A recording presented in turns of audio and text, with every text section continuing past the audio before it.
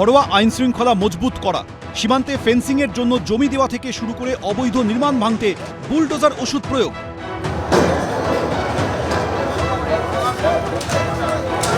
কোনো কিছুই বাদ দিচ্ছে না নতুন সরকার। এই আবহেই সরকারি অফিসে হাজিরা নিয়েও কড়াকড়ি শুরু করলেন নতুন মুখ্যমন্ত্রী। আমরা 10টা-15 মধ্যে এসে যাচ্ছি। ঠিক আছে, একদম ঠিক, একদমই ঠিক। এতদিন নিয়ম ছিল, কিন্তু অভিযোগ তা শুধুই খাতায় কলমে। কেউ মানতেন, কেউ মানতেন না। কেউ দেরিতে ঢুকতেন, আগে বেরোতেন, আবার কেউ টাইমে ঢুকলেও বেরোতেন আগে আগে। সরকারি অফিসগুলির কর্মসংস্কৃতির হাল ফেরাতে এবার কর্মীদের হাজিরা নিয়েও শুরু হলো কড়াকড়ি। 10টা-15-র মধ্যে ঢুকতেই হবে অফিসে, আর বিকেল 5টা-15-র আগে অফিস থেকে বেরোনো যাবে না। নিয়মটা ভালোই তো। হ্যাঁ, খুব ভালো। আমরা তো চাই এটা হোক। হ্যাঁ, ঠিকই আছে, হোক, টাইম ঠিকই আছে, আমরা তো চাই। সরকারি অফিসে দেরিতে ঢুকে সময়ের আগে বেরিয়ে যাওয়া, কাজে গাফিলতি, ঠিলেমি, অতীতে এই অভিযোগ বারবার উঠেছে। এবার সেই কর্মসংস্কৃতিতে ইতি পড়তে চলেছে। বুধবার দেখা গেল ঘড়িতে 10:15 বাজার আগেই অফিসে ঢুকতে হুড়োহুড়ি পড়ে গেছে। সকাল 10:15-টার মধ্যে অফিসে ঢুকতেই হবে, আর 5:15-টার আগে কিন্তু অফিস ছাড়া যাবে না।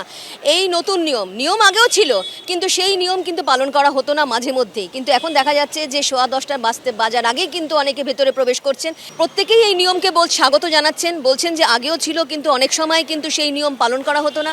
তারা এই নিয়মকে স্বাগত জানাচ্ছেন, আবার অনেকেই একটু আধটু দেরি করে ফেলেছেন, সেই জন্য কিন্তু তাড়াহুড়োও করছেন। একটু দেরি হয়ে গেল। নিয়মের কড়াকড়ি হলেও নতুন সরকারের ভূমিকায় খুশি রাজ্য সরকারি কর্মীরা। ভালো হয়েছে, তাও পরিবর্তন দরকার ছিল। একদম আমরা পক্ষে ভোট দিয়েছি, নাহলে আমাদের খুব অসুবিধা হচ্ছিল। অফিসে আমরা কোনো কথা বলতে পারতাম না, অফিসে আমাদের সবাই ভয়ে ভয়ে থাকতে হতো, ওখানে নাহলে ট্রান্সফার হয়ে যাবে। সরকার বদলের পর সরকারি অফিসের কর্মসংস্কৃতিতে বদল আসে কিনা সেটাই এখন দেখার। রুমাপালের রিপোর্ট, এবিপি আনন্দ।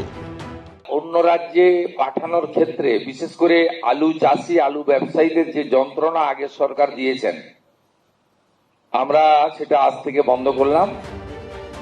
নবান্নে নতুন সরকারের প্রশাসনিক বৈঠক, আর সেই বৈঠক থেকে কৃষক ও কৃষিজ পণ্য নিয়ে একাধিক গুরুত্বপূর্ণ সিদ্ধান্ত নিল শুভেন্দু অধিকারীর সরকার। আলু সহ অন্যান্য কৃষিজ পণ্য অন্য রাজ্যে পাঠানোর ক্ষেত্রে তৃণমূল সরকার যে বিধিনিষেধ আরোপ করেছিল, সেই নিষেধাজ্ঞা এবার তুলে নেওয়া হলো। রাজ্য সরকারের তরফে বিজ্ঞপ্তি প্রকাশ করে বলা হয়েছে, কৃষক, ব্যবসায়ী এবং সাধারণ মানুষের স্বার্থে আন্তঃরাজ্য কৃষি পণ্যের অবাধ এবং নির্বিঘ্ন পরিবহন নিশ্চিত করতে রাজ্য সরকার প্রতিশ্রুতিবদ্ধ।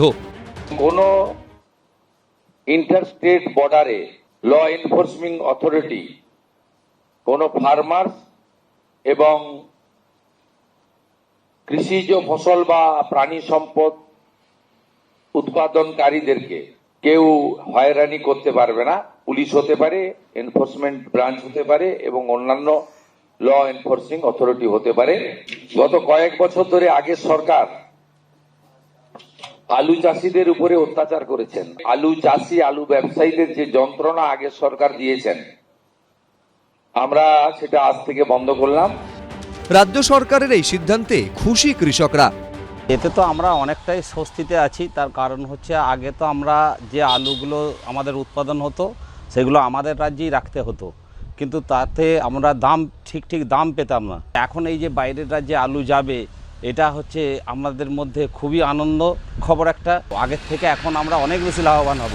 চাষিদিকে হয়রানি তৃণমূল আমলে দীর্ঘ, ওই দিদিমণি কলকাতাতে আলু খাওয়াবে 20 টাকা করে, আর এখানে এক বিঘা আলু চাষ করতে 25-26 হাজার টাকা খরচা।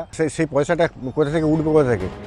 রাজ্য সরকারের তরফে নির্দেশিকায় বলা হয়েছে, আলু, পেঁয়াজ, শাকসবজি, ফল, খাদ্যশস্য, তেলবীজ, পশুজাত পণ্যসহ বিভিন্ন অত্যাবশ্যকীয় কৃষিপণ্যের পশ্চিমবঙ্গ থেকে অন্য রাজ্য বা কেন্দ্রশাসিত অঞ্চলে যাওয়ার ক্ষেত্রে এবং সেখান থেকে পশ্চিমবঙ্গে আনার ক্ষেত্রে আর কোনো বাধা বা নিষেধাজ্ঞা থাকবে না। বাজারে চাহিদা বজায় রাখা, কৃষকদের স্বার্থ রক্ষা এবং মূল্য স্থিতিশীল রাখার লক্ষ্যেই এই সিদ্ধান্ত নেওয়া হয়েছে। এখন খুবই স্বস্তি পাচ্ছি। মুখ্যমন্ত্রী বলেছেন বাইরের রাজ্যে আলু পাঠাবেন। এখন আগের মুখ্যমন্ত্রী যেসব আলু রাজ্যে পাঠাতো না, তার জন্য আমাদের তো প্রচুর ক্ষতি, এবং আলু চাষ এবছর আমাদের যা ক্ষতির মুখে পড়তে হয়েছে, আমরা চাষিরা খুবই ক্ষতির মুখে পড়েছি। সরকার কালো আইন জারি করেছে সাধারণ খেটে খাওয়া মানুষকে শোষণ করার জন্য। তার জবাব এই 26-এর ইলেকশনে সাধারণ খেটে খাওয়া কৃষক মানুষ তার দুহাত ভরে তার জাজমেন্ট দিয়েছে। আলু চাষটার উপরই একটা মানে ধ্বংস করে দিয়েছে বিগত সরকার, তৃণমূল সরকার। আমরা এতে খুব সাধুবাদ জানাচ্ছি সরকারকে।